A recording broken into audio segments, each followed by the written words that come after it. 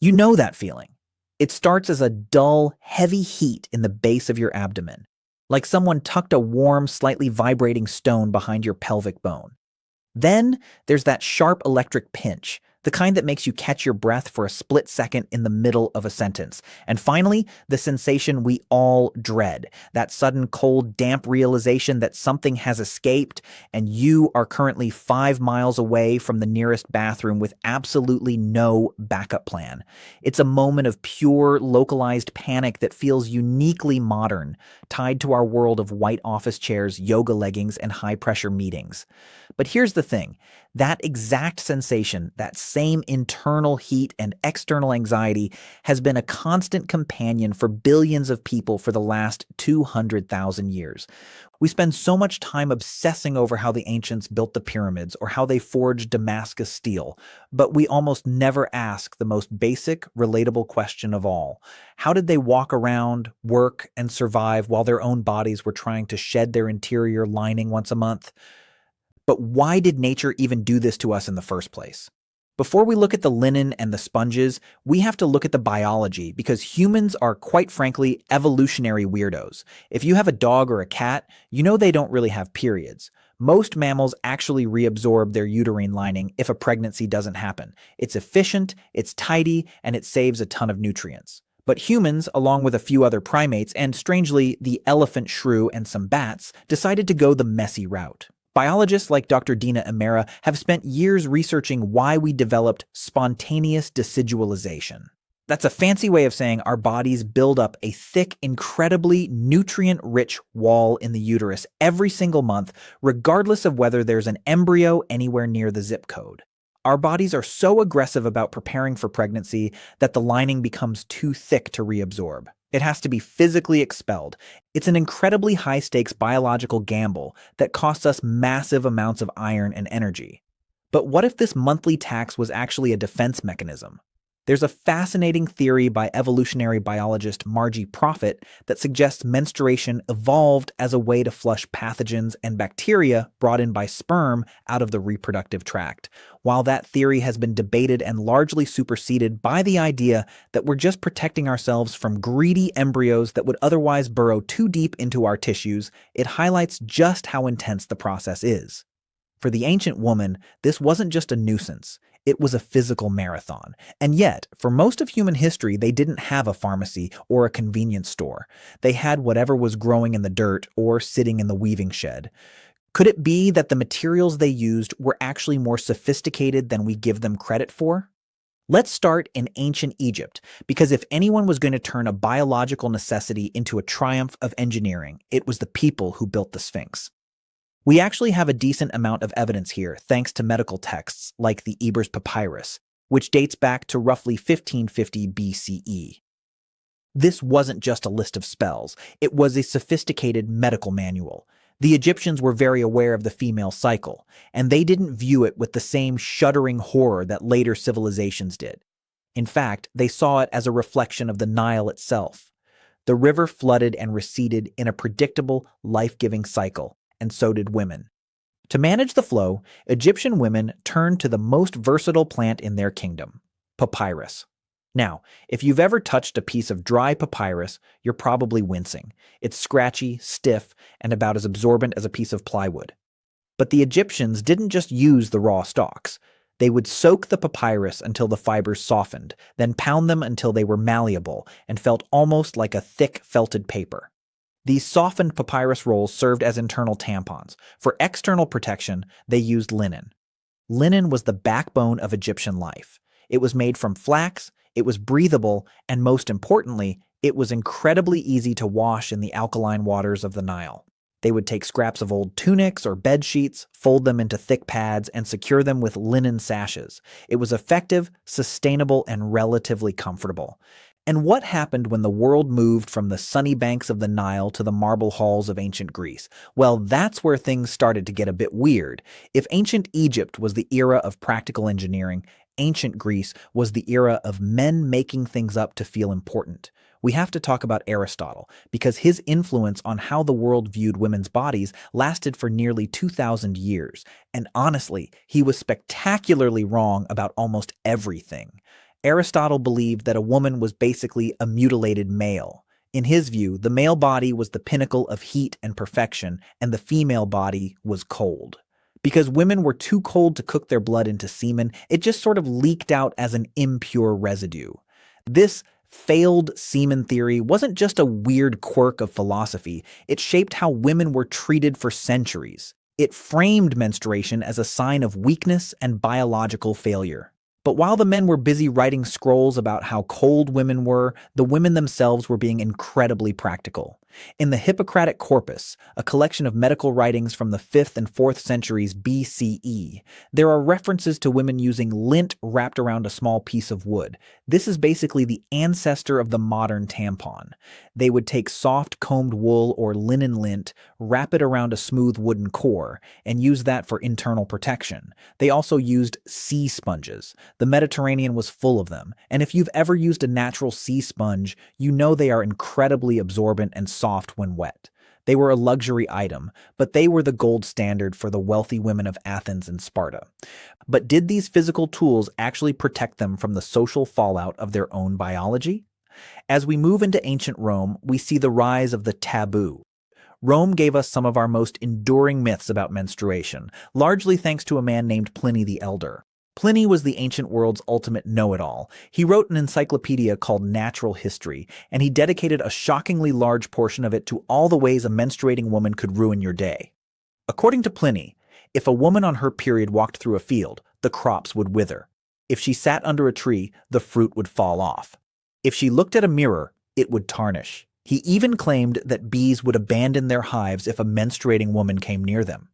It sounds hilarious to us now, like a very specific, very useless superpower, but at the time, these ideas carried weight. It created a culture where women's bodies were seen as fundamentally disruptive to the natural order. However, the reality on the ground was much more mundane.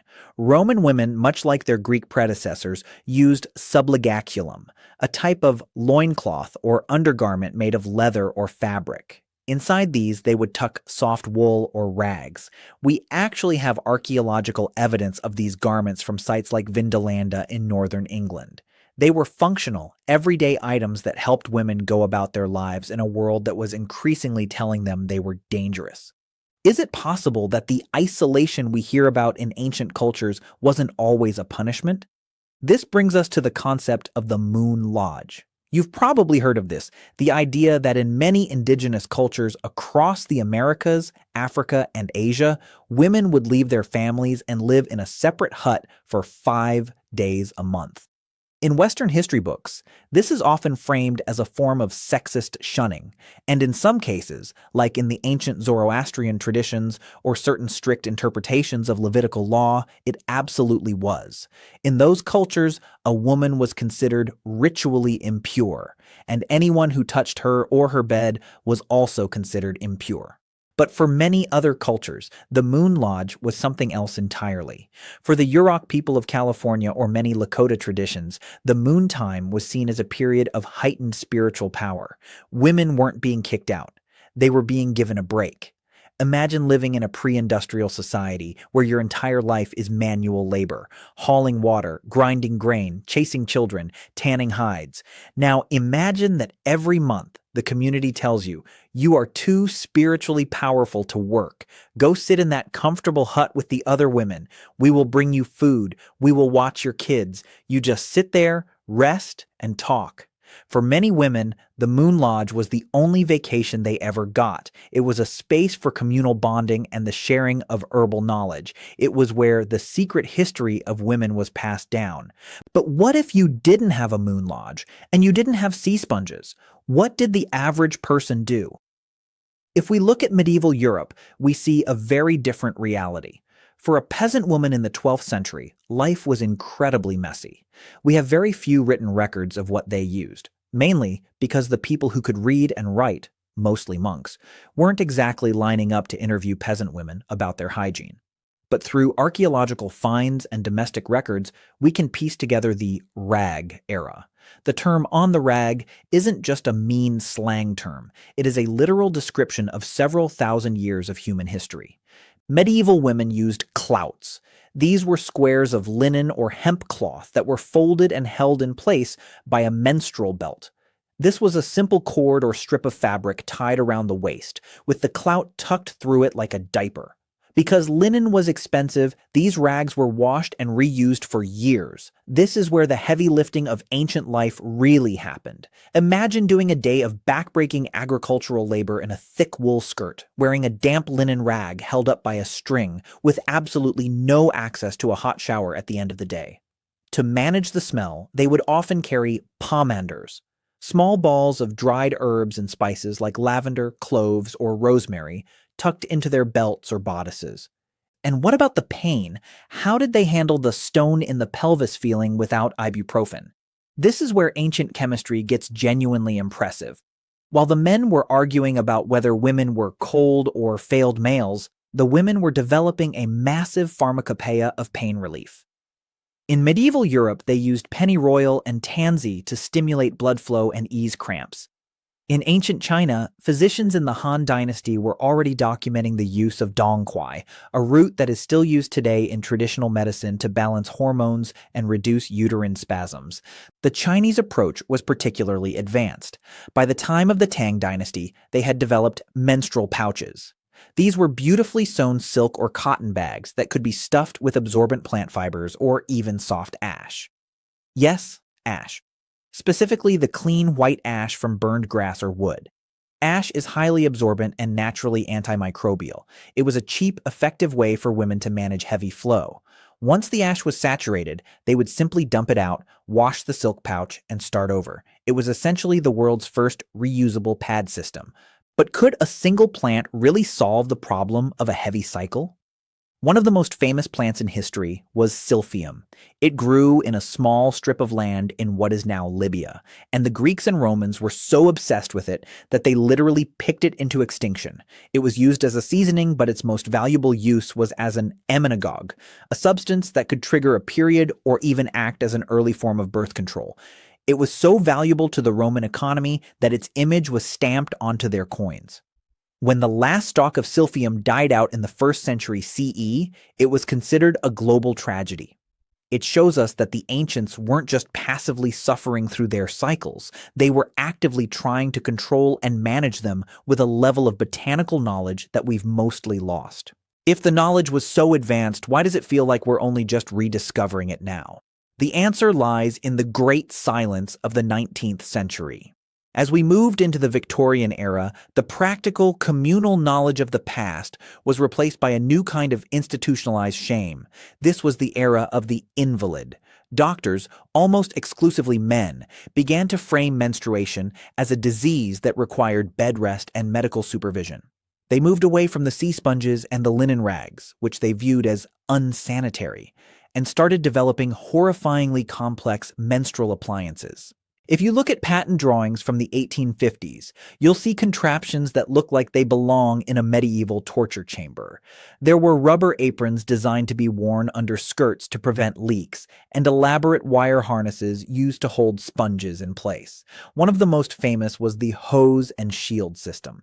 It was exactly what it sounds like. It was bulky, it was hot, and it was incredibly expensive.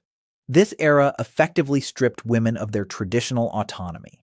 They were no longer sharing herbal recipes or sewing their own clouts.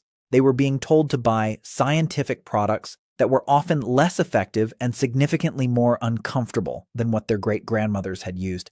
But what happened when the first truly modern solution arrived? You might think the disposable pad was a deliberate invention for women, but it was actually a byproduct of war. During World War I, a company called Kimberly-Clark developed a material called cellucotton. It was a crepe wadding made from wood pulp that was 5 times more absorbent than cotton and much cheaper to produce. It was intended for use as surgical bandages on the front lines. But the Red Cross nurses quickly realized that these bandages were better than anything they had ever used for their own cycles. When the war ended, Kimberly-Clark had a massive surplus of cellucotton and a very successful unofficial field test. In 1920, they launched Kotex, short for cotton-like texture. But there was a problem. Even though the product was revolutionary, people were too embarrassed to talk about it. You couldn't just put a box of pads on a shelf in a general store. If a woman wanted to buy them, she had to walk up to a male clerk and say the words out loud, which in 1920 was practically unthinkable. To solve this, stores started putting a trust box on the counter. A woman could walk in, silently drop 5 cents into a box, and take a package of Kotex without ever having to make eye contact with the clerk. It was a system built on shame, but it worked. It was the first time in history that a standardized, disposable product was available to the masses. But in a weird way, we lost something in that transition. We lost the connection to the materials. We went from the Egyptian woman who knew exactly how to pound her papyrus to the modern woman who has no idea what is actually inside the bleached white rectangle she's using. And that brings us back to the present. Have you noticed that we are currently living through a modern moon lodge revolution? We are seeing a massive return to the ancient ways, though we call them sustainable innovations. The menstrual cup is just a medical-grade version of the ancient sea sponge. Period underwear is just a high-tech version of the Roman subligaculum or the Chinese silk pouch. We are finally moving past the Victorian shame and realizing that the ancients actually had a lot of things right. They weren't suffering in the way we imagine. They were using their environment, their communities, and their deep botanical knowledge to manage a biological reality that is as old as the species itself. But why did it take us so long to start looking at this history? For decades, history was written by people who didn't have periods. When archaeologists found small, absorbent-looking artifacts in women's graves, they often labeled them as ritual objects or unknown textiles. They didn't even consider that they might be looking at the most essential tool in a woman's daily life. It's a reminder that history is only as complete as the people who are telling the story. When we ignore the history of menstruation, we ignore the history of how half of humanity lived every single day. We think of ourselves as so advanced because we have plastic applicators and discreet packaging. But the woman standing on the banks of the Nile 4,000 years ago wasn't behind us. She was using a biodegradable, locally sourced, highly effective internal absorbent while living in a society that saw her body as a reflection of the most important river on Earth. She didn't feel like a failed male or a walking crop killer. She was just a person managing a cycle and getting on with the business of building a civilization. Think about the sheer amount of collective labor that has been performed by people while they were secretly dealing with the stone in the pelvis or the cold damp leak. Think about the cathedrals built, the crops harvested, the books written, and the wars fought, all while half the population was managing their own internal biological war. We've been taught to see this history as gross or private, but it's actually a history of incredible resilience and hidden ingenuity. It's the story of how we used wool and wood and ash and sponges to make sure that life didn't stop just because the lining did. Now, I want you to do something. The next time you feel that heavy heat or that electric pinch, don't think of it as a modern annoyance. Think of it as a high-speed data link to every woman who ever lived. You are feeling exactly what Cleopatra felt while she was negotiating with Caesar. You are feeling what a Viking shield maiden felt while she was rowing across the North Sea. You are feeling the biological drumbeat of the entire human story. It's not just your time of the month. It's ancient history happening inside you right now. It makes you wonder, though, if we're only just now admitting how much we didn't know about the past, what else are we missing? What other private histories are sitting in museum basements, labeled as unknown ritual objects because we're too embarrassed to ask the right questions? History is full of these quiet, hidden gaps. And honestly, the more we look, the more we realize that the most mundane parts of our lives are often the most revolutionary. If you've ever found yourself stuck without a backup plan and had to get creative with a roll of toilet paper in a public stall, congratulations. You are participating in a 200,000-year-old tradition of human improvisation. You are the heir to the Roman wool wrapper and the Egyptian papyrus pounder. We've always found a way, and we always will. It's a pretty amazing thought, isn't it? That a tiny monthly biological tax is what connects us to every single generation that came before us. I'd love to hear your thoughts on this. Is there a secret history or a did you know fact about ancient life that blew your mind? Or maybe you have a story about a modern moon lodge moment where the traditional ways actually worked better than the new ones? Let's talk about it in the comments. And if you want to keep diving into these forgotten corners of the human experience, the ones that the history books usually skip over, hit that subscribe button. We're going to keep digging until we find the whole story. Because when you look at it clearly, the history of how we handled our periods isn't a history of shame. It's a history of survival. It's a history of women taking the raw materials of the world and turning them into the tools they needed to keep moving forward. It's the history of half the world, hiding in plain sight for 10,000 years. We've spent centuries pretending this part of the human experience didn't exist. But the truth is much simpler and much more profound. The blood of the past is the only reason we are standing here in the present.